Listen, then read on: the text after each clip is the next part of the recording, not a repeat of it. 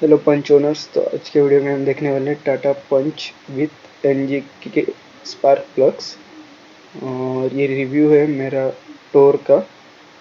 तो ये मैंने टूर की थी, अराउंड 7000 किलोमीटर टूर की है मैंने विथ टाटा पंच। और ये मैं कहाँ कहाँ गया हूँ उसका एक रिव्यू है। मुंबई टू मैं एमपी गया हूँ, फिर UP, Delhi and mount Abu, मतलब जयपुर, राजस्थान, वो साइड मैंने की टूर किए। ये लॉन्ग ड्राइव सीरीज़ है। और क्या क्या रिक्वायरमेंट है एक लंबी टूर करने के लिए, ये मैंने एक व्हाट्सएप ग्रुप से एडमिन ने ही पोस्ट किया था, मैंने वही लिए मैं शेयर कर रहा हूँ आपके साथ। आपको क्या क्या चीज़ों का ध्यान रखना चाहिए लॉन्ग टूर के लिए। सबसे पहले आपको नॉर्मल एयर रहती है वो निकालनी है, और कम्प्लीटली निकाल के उसको रिफ़िल करनी है नाइट्रोजन एयर से। और 34 PSI रखनी है। रिकमेंडेड 32 है ऑफिशियली, पर 34 रखते हैं क्योंकि +2 ऐसे लेके चलते हाईवे पे, क्योंकि आपका लोड भी रहता है लगेज का। तो आप और स्टेपनी भी 34 रखते, 36 नहीं रखते, 34 रखते। तो इक्वली सब में 34 रखना। और एक तो कैरी फर्स्ट एड बॉक्स, जिसमें सब गोली से लेके आपका पर्सनल जो भी कुछ होगा वो टैबलेट्स, और बाद में बैंडेजेस, और ये एंटीसेप्टिक क्रीम, ये सब आपको रखना है। बाद में टायर पंचर रिपेयर किट आपको कैरी करना है साथ में इमरजेंसी के लिए। मैंने एक अलग से वीडियो बनाया है इमरजेंसी वीडियो करके, तो उसमें देख सकते हो आप। और बाद में टाटा का जो एयर कंप्रेसर रहता है आपका टायर में हवा भरने का, वो कैरी करना है आपको। वो कभी कभी हाईवे पे अगर पंचर हो जाता है तो आपको नाइट्रोजन एयर स्किप करके आपको नॉर्मल एयर टायर रिफिल करना पड़ता है जब आप स्टेपनी का टायर उसमें डालोगे तो। या फिर अगर आपने ऑलरेडी स्टेपनी में नाइट्रोजन डाला है तो नो प्रॉब्लम। पर जब आप वो पंचर निकालोगे वो टायर का, तभी आपको वो नॉर्मल एयर ही डाल के देगा, क्योंकि नाइट्रोजन एयर आपको ये इजीली अवेलेबल नहीं मिलेगा कहाँ भी, टूर पे तो स्पेशली नहीं। और आपको माइक्रोफाइबर कैरी करना है आधे डजन से, दो वेट के लिए, दो कांच के लिए, ग्लासेस के लिए, दो अंदर के इंटीरियर के लिए, ऐसे रखना है एक अल्टरनेट।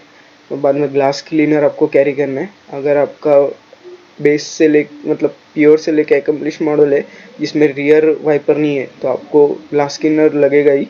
वो आपको साइड मिरर्स पे लगेगा, फ्रंट पे लगेगा, रियर में तो लगेगा ही लगेगा, क्योंकि उसमें धूल मिट्टी सब उड़ती है। और लॉन्ग ड्राइव में हाईवेज पे ट्रक और ये बहुत रहते हैं। और आपको फिर लगेगा आपको 2 लीटर के 3 बॉटल कैरी करने, यूज एंड थ्रो वाले जो बॉटल रहते, जो बिस्लेरी के रहते या फिर एक्वाफिना या कौन से भी लोकल रहेंगे, वो आपको रखने, वो आपके काम आएंगे इमरजेंसी में। वो आपको वॉशर वाइपर फ्लूइड में डालने के लिए काम आ सकते हैं, या आपका टायर हीट होता है तो उस पर डालने के आ सकते हैं, गाड़ी धोने के काम आ सकता है। और ये आप इसे आपके गाड़ी के सीट के नीचे पीछे रख सकते हो। तो कैसा ये आपको यूज़फुल रहेगा। फिर बाद में आपको इमरजेंसी लाइट्स कैरी करने हैं, जो इसमें 2 टॉर्च हो गए रिचार्जेबल। और अगर ब्रेक डाउन होता है, टायर पंचर होता है, तो आपको वो इजी गिरेगा। फिर आपको एक डायरी रखनी है, डायरी में आपको जो जो हाईवे आप क्रॉस करोगे उसमें इंपॉर्टेंट नंबर्स रहते हैं, एक्सीडेंटल वाले नंबर, वो नोट डाउन करके लिखने हैं। बाद में RSA का जो रहता है वो लिखना है नंबर, आपका जो खुद का RSA का है वो लिखना है। फिर बाद में ऐसा इमरजेंसी में लिख के रहना है, आपने कब क्रॉस किया वो सब ऐसे लिख सकते हो डायरी में। फिर बाद में आपको एक स्पेयर एंड्रॉयड डिवाइस रखना है जिसमें गार्डियन ऐप इंस्टॉल करना है। ये इसको जियो फेंसिंग की तरह यूज़ कर सकते हैं। अगर आपके पास GPS ट्रैकर नहीं है तो आप इसका इस्तेमाल कर सकते हैं। ये इसका अलग से वीडियो बनाऊंगा चाहिए तो। पर इसमें कैसा है, गार्डियन ऐप इंस्टॉल करना है आपको, ट्रू कलर का है वो डेवलपर उसका। तो आपको इंस्टॉल करना है और उसमें परमिशन देना है उसको, और बाद में आपके कॉन्टेक्ट सिलेक्ट करने हैं जिनको आपको आपका लोकेशन शेयर करना है। तो ये आपका डिवाइस जब तक चालू रहेगा, ये आपको आपका लोकेशन सब यूज़र्स, मतलब जो आपके सिलेक्टेड यूज़र्स है, फैमिली मेम्बर्स, उनको शेयर करते रहेगा। के बाद में आपको कार चार्जर कैरी करना है और मिनी फ्यूजेस कैरी करने हैं। इन केस ऑफ इमरजेंसी अगर आपका कुछ फ्यूज़ उड़ जाता है तो आपको रिप्लेस करना ईजी पड़ेगा, तो अब इसलिए मिनी फ्यूज लगेंगे। फिर एक्स्ट्रा पर पेयर ऑफ बल्ब्स आपको रखने हैं, आपका कोई भी वेरिएंट हो, H4 हो, H7 हो। और फॉग लैम्प का भी आपको ये रखना है, एक एक्स्ट्रा पेयर बल्ब H16 है वो भी ओस्ट्रम का ही है, तो ये रख सकते हो। हेलोजन वाला एलईडी है आपका तो एलईडी रख सकते हो। और टूल किट है तो बहुत ज़रूरी है आपको 46-in-1 वाला, कुछ अगर होता है तो वो एक्सेस करने के लिए आपको ज़रूर लगेगा, और कॉम्पैक्ट है वो। फिर आपके साइड मिरर्स आपको क्लीन करने, फूड प्लाजा पे जहाँ भी आप ब्रेक लेते हो वहाँ पानी रिफिल करना है आपको, टायर पे पानी डालना है, और गाड़ी थोड़ा साफ सुथरा रखना है, कांच और सब कांच ग्लासेस आपको क्लीन करना है, फ्रंट साइड मिरर्स के, बाद में आपके साइड डोर्स के, फिर रियर के, ये सब आपको क्लीन रखना है। इससे कैसे आपका विजिबिलिटी अच्छा रहता है और आपका फोकस भी मेंटेन रहता है।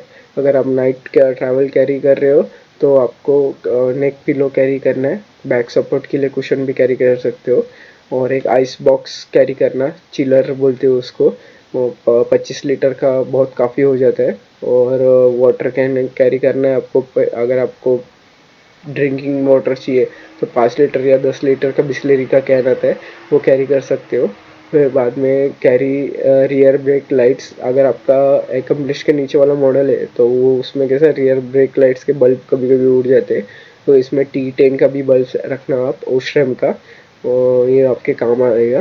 और जो रियर ब्रेक लाइट रहते हैं उसका तो आपको लेना पड़ेगा बल्ब, वो ब्रेक के लिए काम आएगा आपके। फिर बाद में रूफ कैरेज है आपका, तो उसमें कैसा आपको रूफ कैरेज रखना है, और रूफ कैरेज के लिए प्लास्टिक शीट रखना है, और उसके लिए रस्सी रखना है। तो ये रस्सी रखोगे तो कैसा ये बारिश बिरिश होता है तो वो प्रोटेक्ट करेगा आपके लगेज को। और इसमें कैसा विंड ब्लास्टिंग नहीं होता है, मतलब एयर पास होता है तो थोड़ा आवाज़ आता है लगेज में से, तो वो नहीं हो सब नहीं है। डैश कैम इंस्टॉल कर सकते हैं आपके ओन सेफ्टी के लिए, ये बहुत ही ज़रूरी है। आप इतना बड़ा जर्नी कर रहे हो तो डैश कैम तो ज़रूरी है। आपको फुटेजेस सब एक लैपटॉप में कैरी कर सकते हो और उसमें आप फुटेजेस ले सकते हो। और सेफ लेन में ही रहना हमेशा, फैमिली के साथ हो तो मिडल लेन में ही रहना, और आपके सामने अगर ट्रक हो तो उसको उससे छुटकारा पाना है आपको, क्योंकि वो ब्लाइंड स्पॉट क्रिएट करता है।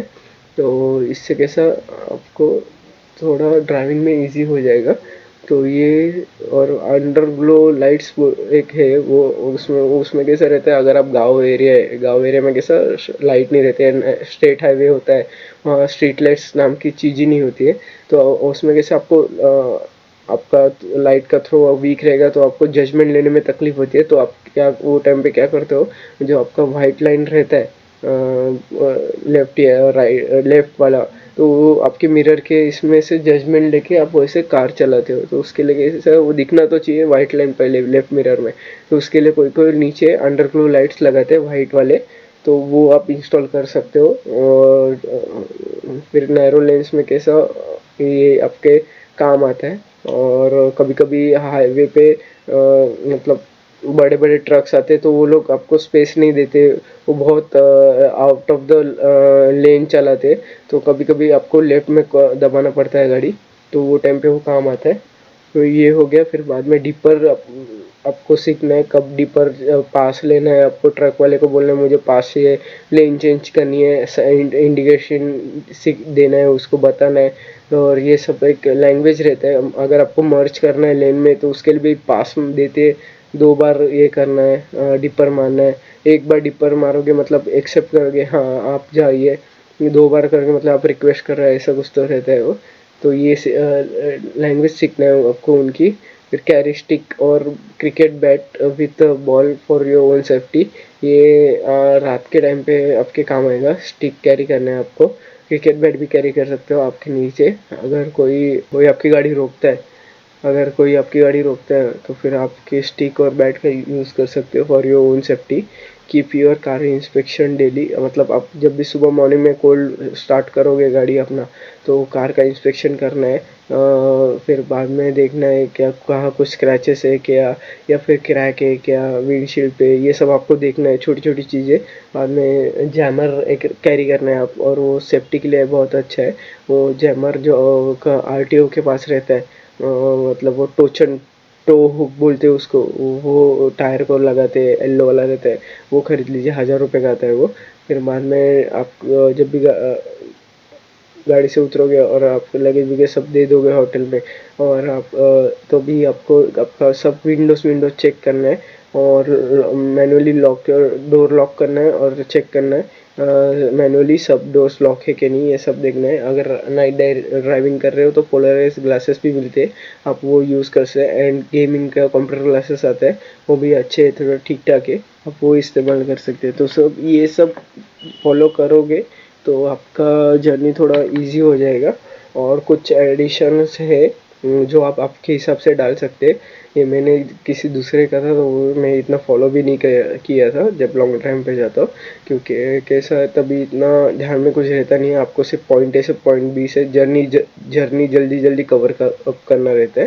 तो मैं पूरा नॉर्थ गया था, नॉर्थ में पूरा फॉगी था एरिया, मेरा कंसर्न वही था, 4 बजे उधर अंधेरा हो जाता था, तो मैं ज़्यादा ड्राइविंग खींच नहीं पाता था, तभी भी मैं नाइट में खींच लेता था 11-12 बजे तक।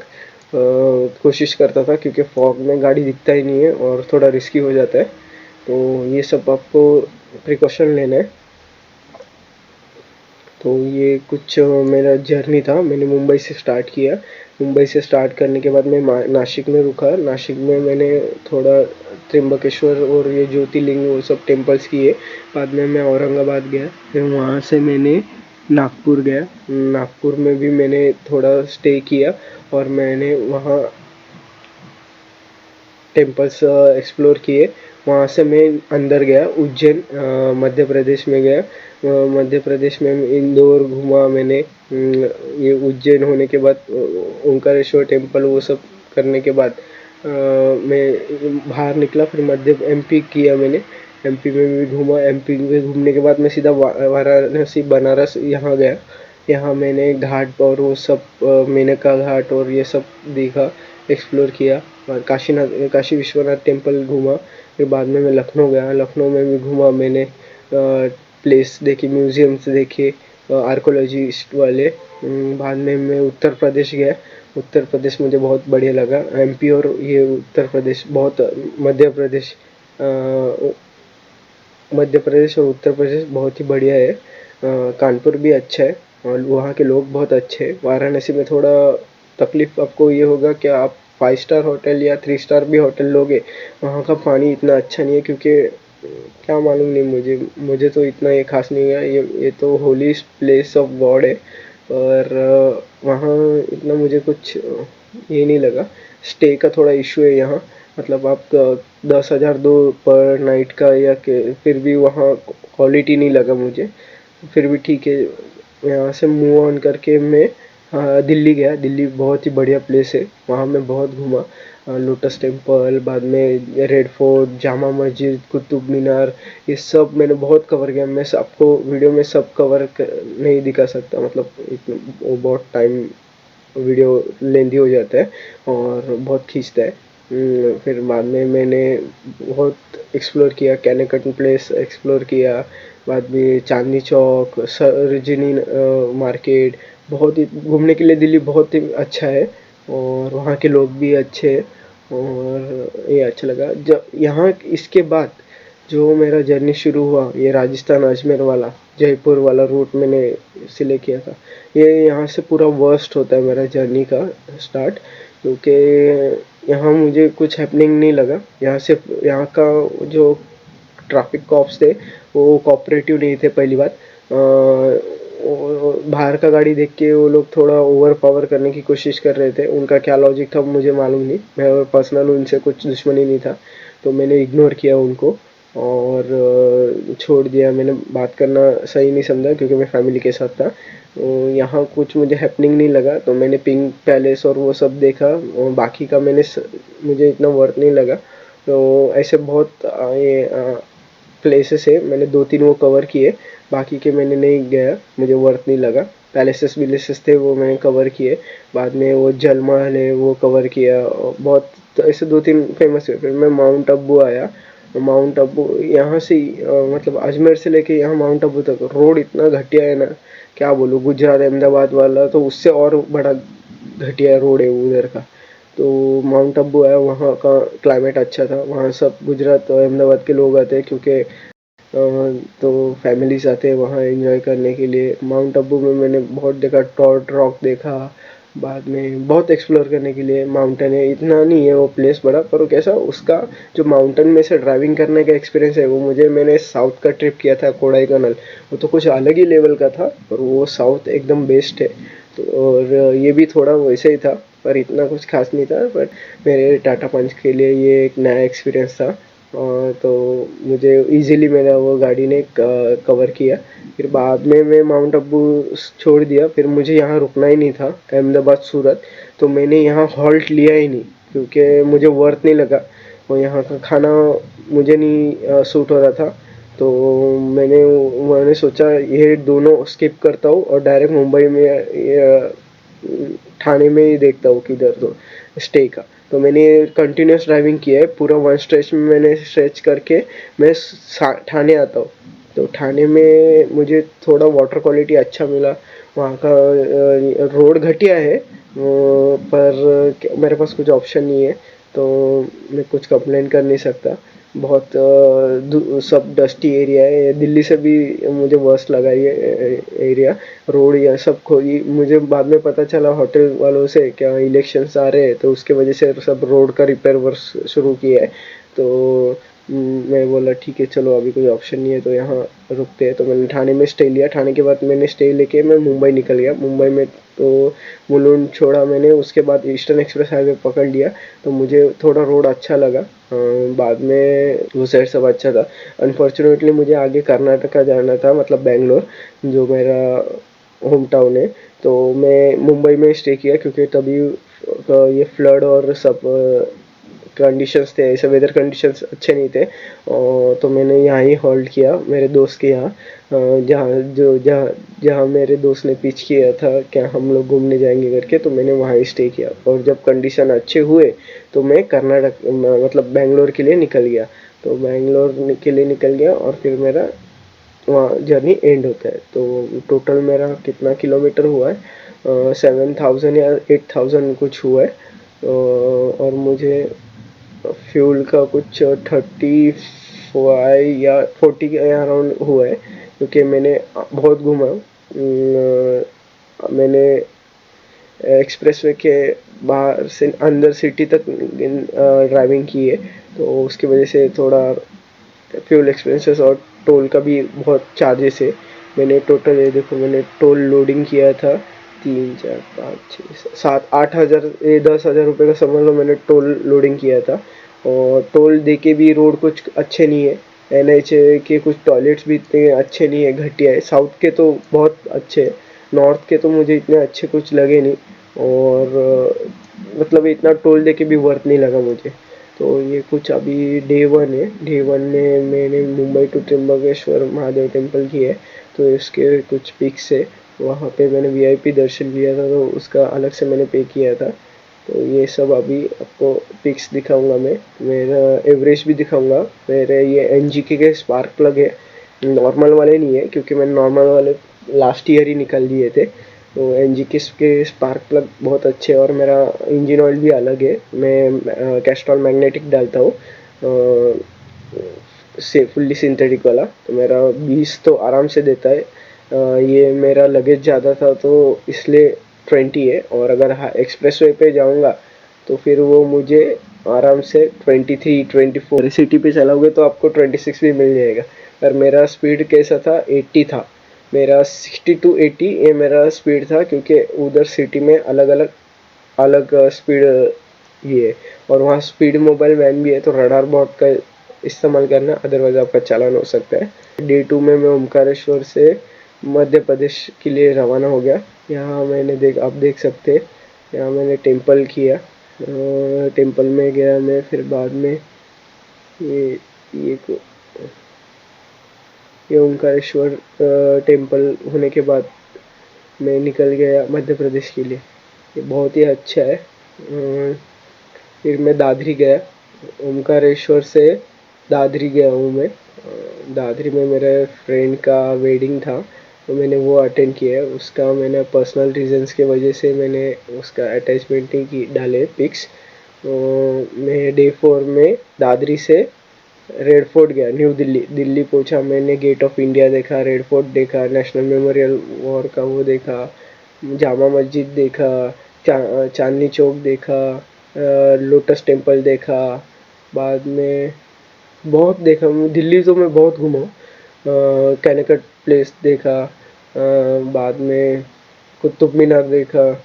ये सब इतना देखने के लिए ना मैं एक वीडियो में कवर नहीं कर सकता, तो आप देख सकते हो मैंने तभी भी फ़ोटो अटैच किए।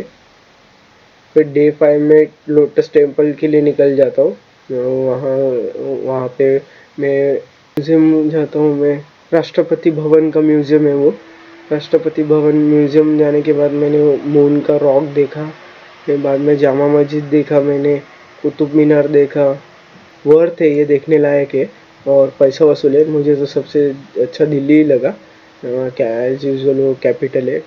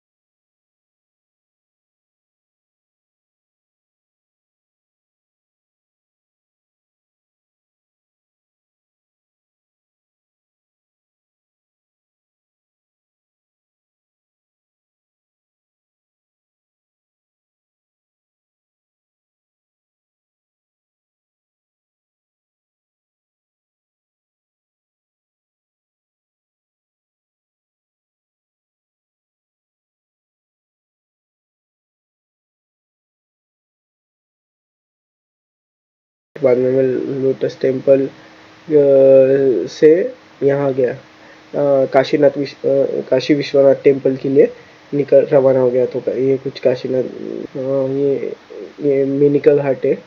मेनिका घाट के ये बांके बिहारी का टेम्पल है। बांके बिहारी ये वृंदावन है। ये केशी घाट है। केशी घाट किया। फिर ये पिंक पैलेस है। ये